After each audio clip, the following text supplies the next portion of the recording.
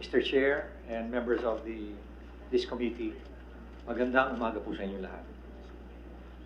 Last September 19, I was asked by no less than the chairman of this committee to appear to give light on what is happening in the Bureau of Correction, particularly at the National Bilibid Prison, with respect to the ongoing investigation on GCTA. Initially, I hesitated to appear because I had nothing to do with GCTA. But when he mentioned to me that the objective is to find out what's really happening inside Bucor, then I acceded and I decided to appear. During the executive session, I mentioned a particular incident sometime in November 29, 2013, wherein intelligence officers of the Pampanga Provincial Police Office conducted an anti-drug operation in Lakeshore, Mexico, Pampanga, particularly at Woodbridge subdivision. During that time, the provincial director was the incumbent chief PNP, General Oscar Albayalde.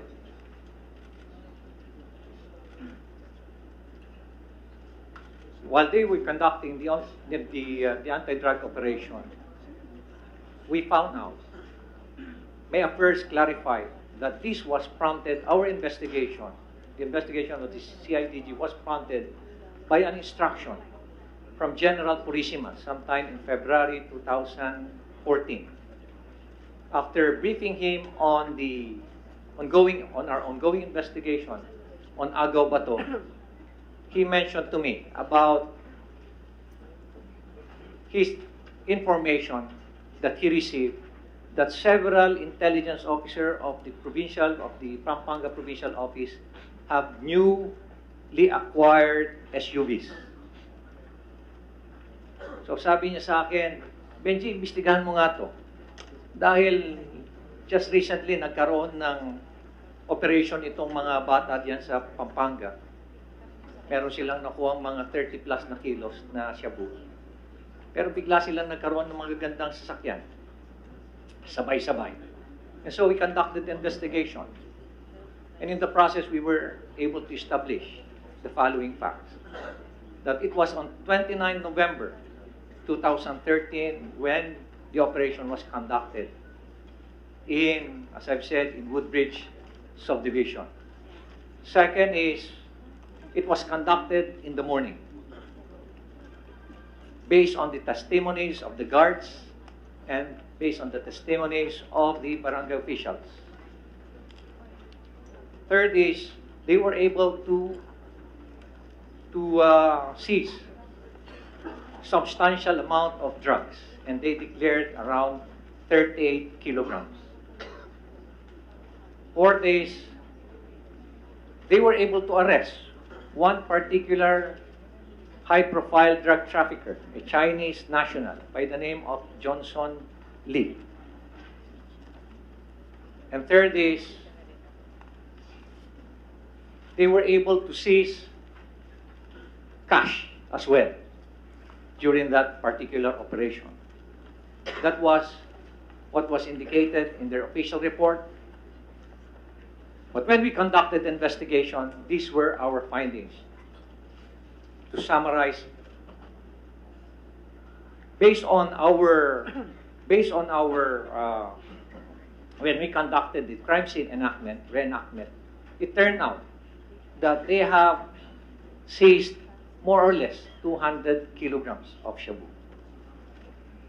That is based on the testimonies and based on our reenactment. Second is, while they have arrested Johnson Lee, who initially escaped, but then when he was able to escape during that particular raid, but he was able to seek the help of the barangay officials, but the barangay official turned him over to the arresting officers. It turned out that during the presentation, it was not Johnson Lee that they presented, but another individual, a Chinese national by the name of Ding Wenkun. And based on the testimonies of those who witnessed the turnover, ang sabi nila, "Sir, hindi naman yan yung nahuli. Iba naman itong pre-presenta." Third is, nung binabanggit nila, yung mga witnesses mismo, ang nagsabi na sa laki, sa sobrang dami ng shabu na nakumpiska doon sa bahay, halos 4 na tao ang nagbubuhat doon sa oversized na maleta. 4 na tao ang nagbubuhat. At kitang-kita nila na pati yung shabu tumutulo pa. Tumutulo pa. And according to one of the witness, who is an official of a security agency, nung pumasok siya, kinunan niya yung picture, nung pati yung hagdanan, kitang-kita niya talaga. Nakakalat yung shabu doon at yung trail ng shabu ay nung drugs, doon mismo sa hagdanan. It only showed that there was no proper handling of evidence. Another is,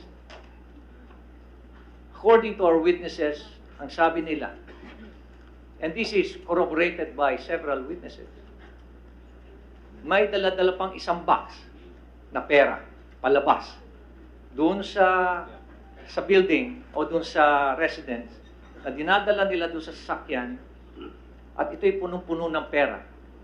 Ang size ng box is around 24 inches by 24 inches by 12 inches. Again, according to our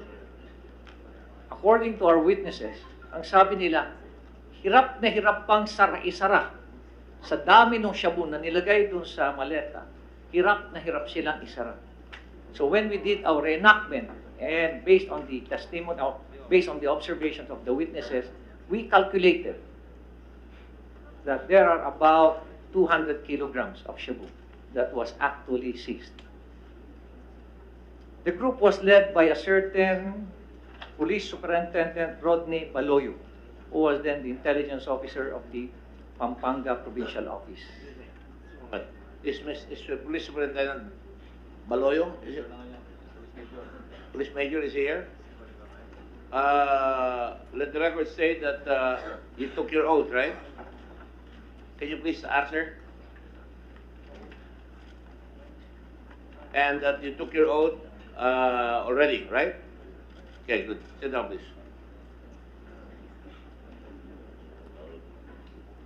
Mr. Chair, if I may proceed. Go ahead. I just have to call the people that you're referring to so that we would know who they are here. Thank you. Go ahead, please. When General Petrosanta was the regional director, found out that we were investigating the case, he immediately relieved General Albayalde, who was then a police senior superintendent. Petrosanta was Regional director. He was the Regional acting director. regional director of the police regional office, Mr. Chair. Go ahead, please. And immediately conducted its own investigation and filed a case against the team of Police Superintendent Rodney Baloyo. When we went over, those people that General Petrosanta filed cases against, are they here right now?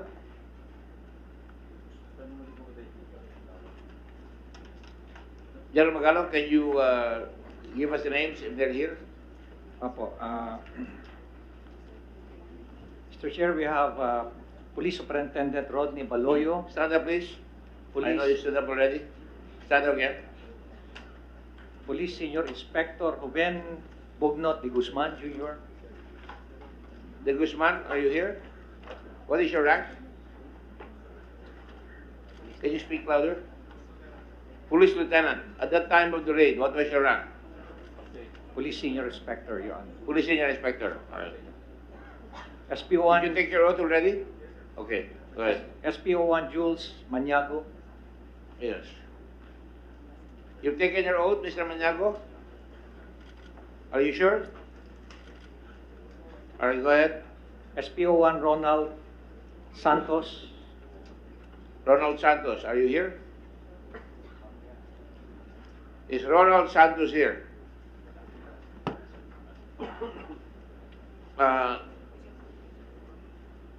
Kindly issue a subpoena to Ronald Santos. Go ahead, please. SPO1 Donald Roque. We issued a subpoena to these people. Right? Right? Invited. All right. So subpoena muna. Go ahead. Mr. Chair, Yes. SPO1 Donald Roque is present. Mr. Roque? Donald Roque. Have you taken your oath, Donald? Okay. SPO1 Romel Vital. Have you taken your oath, sir? Thank you. SPO1 Alcindor Tinio. You've taken your oath, Mr. Tino? Please answer. Go ahead. PO3 Dindo Dison. Mr. Dizon, are you here? Dindo Dizon? Absent, all right. PO3 Gilbert De Vera. Have you taken your oath already? Okay. PO3 Romeo Guerrero. Have you taken your oath? Thank you, Mr. Guerrero. PO2 Anthony Loleng Laksamana. Mr. Laksamana, have you taken your oath? Okay. SPO1 Eligio Dayos Valeroso. Mr. Valerosa, are you here? Sound off, please. Don't wave at me. Sound off. Yes, sir. Thank you. And Sorry, finally, nag-ROTC ako, pinapractice ko lang. Go yes, ahead. Mr. Chair, thank you. And finally, SPO1 Dante Dison. Ayan. Okay, Dante Dizon. Thank you. So, dalawang absent. Si Santos at saka si Dizon. Subpoena yan. Ha? Okay. Okay, please proceed. You may sit down, gentlemen. Thank you, Mr. Thank you very Chair. much. As I mentioned, Mr. Chair, Police Senior Superintendent, Police General Petrosanta conducted its own investigation and filed a case against this respondent. When we went over the,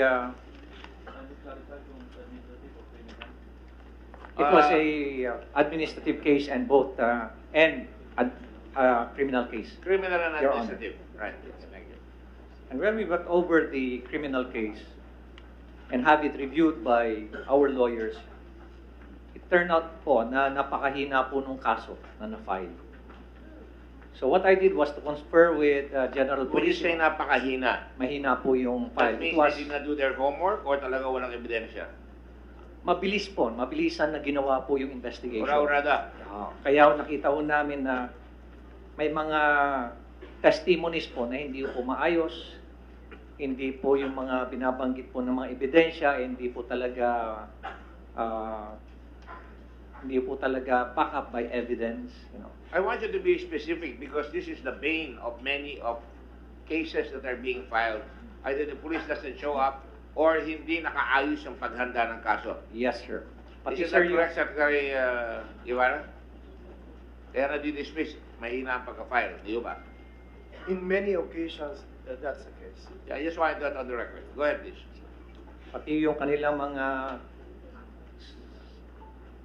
affidavit of arrest, hindi po maayos ang pagkakagawa. I'm sorry, sir. Pati Yes, po sir. yung kanilang mga statements, testimonies, hindi po rin po inconsistent. So, napansin po namin na dahil mahina yung kaso, I decided to confer with General Purisima at bigyan po niya ng instruction si General Petrosanta to withdraw the case. Dahil po, we are now conducting our own investigation and we'll make sure that we will develop a very strong case against these respondents. It took us about 2 months to to convince General Pertasanta. Around 2 beses po ako pumunta sa kanya. You had to convince General Petrosanta. Opo, yes, sir. And finally, pumayag din po siya. I believe sometime in April, winidraw po niya yung kanyang kaso. 2014. Yes, sir. Opo. 2014 na yan. Yes, Your Honor. Yes, yes, Mr. Chair. And in May, first week of May, we conducted our reenactment to validate the information that we have gathered. And true enough, we were able to establish na around 200 kilos nga po talaga ang nakuha. As against the 38 kilos na dineclare nila. And how much would that be in terms of street value? If Sir, you know? during that time, I believe yung price po ng methamphetamine, hydrochloride is around 5,500 per kilogram to 6,000 per kilogram. 6,000 per kilogram. Yes, sir. 5,005. Ang napalitaan po namin sa merkado, when we conducted our investigation, the course of our investigation, we found out na bumaha po yung drugs sa Pampanga, sa Region 3. At bumagsak po yung presyo doon ng around 4,000 per kilogram. I'm sorry, 4 million per kilogram. That's 4,000 per gram. Per gram, sir. Yeah. 4,000 per gram. Per gram, yes, sir. That's about 4 million per kilogram. 4 million per kilo. Kilogram. So if we had 200 kilos na tinago, Times na lang, sir, natin. Minus 37. hindi, Minus 238 eh. Tinine over yung 36 mo, 38. Yes, Tinine sir. over. So may natira 160. silang 200 by your estimation. 162 po. Tama ba yan? Yeah, Tama raw. 162. Okay, so 160 plus. 160 plus na iwan. 200 ang total. 162 kilograms times 4 million na lang po, sir. Ganun Oh, ang 160 presyo. kilos. I'm confused eh, kasi sabi niya 230. Yes, Ano ba talaga? 230 or 200? 200 po. 200. Around more or less 200 kilograms. So, Based on our RENA. so we're saying 160 ang kinyali, ang iniwan. More or less, Mr. Chair. At nabalitaan rin po namin Ano ang na total cost doon para malaman ng publiko kung gaano kalaki yan? 160 times 464 times 6. 648 million Yes, 640 million. and change. Yes, sir. 648 million. Yung estimate naman po namin dun sa pera na nakuha based dun sa configuration ng box is probably around 10 million din po yun. 10 million Yeah, 10 million. sa box. Iba pa rin po yung nangyari na pinatakas nila yung si Johnson Lee at kumuha sila ng isang another Chinese suspect. According to our sources, si Johnson Lee po nagbayad po ng around 50 million for his freedom. So nagkasyonduan sila. Nagkasunduan, no? Papasibating kita, ako nang bahala sa kaso mo, kukuha ko ng ibang tao. Yes, sir. Despite the fact na napakarami... Alam ba nung kinuhang tao na siya ang maiipit? Doon nga ho po siya nagtataka bakit po siya biglang pinasok ho doon sa Clark Freeport Zone, sa kanyang bahay. Napakalayo po nung lugar eh. The incident happened in Woodbridge, in Mexico, Pampanga. Pero itong kinuha nilang suspect at present sa media at pinailan nila ng kaso came from inside the Clark Yung Freeport Rico. Zone. Ayan. Rico home. Yes, sir. Go ahead, please. So after, I think, sir, sometime in June or May, we filed the case. A very strong case against the respondent. And that was in 2014. And we were closely monitoring po yung kaso. Until nag-retire na po ako, nagtatanong ako lagi, ano nangyari doon sa kaso? So tinatanong ko lagi, by the way, Mr. Chair, Your Honor, my investigating officer, the head of the investigating team is General Bert Ferro. who was then the head of our Criminal Investigation Detection Unit. Yes. It's a special unit for special investigation. And he was the head. Lagi ko siyang tinatanong, ano nangyari doon sa kaso? Sabi niya, sir, wala pa, sir, eh. Hanggang nag-retire na po ako ng December 2016, wala pa rin po disposition. We filed it sa National Prosecutor Service ng Department of Justice. Excuse me, General Ferro, do you confirm? Do you agree with the presentation made or the report that is being presented here by General Magalong? Yes, Mr. Chair. So you agree Yes, sir. on all fours? Yes, sir. Okay, thank you. Go ahead. Go ahead, please. Nung retired na po ako, I learned na meron palang napirmahan si General Petrasanta na decision on the administrative case. And I believe that was sometime in November 2014.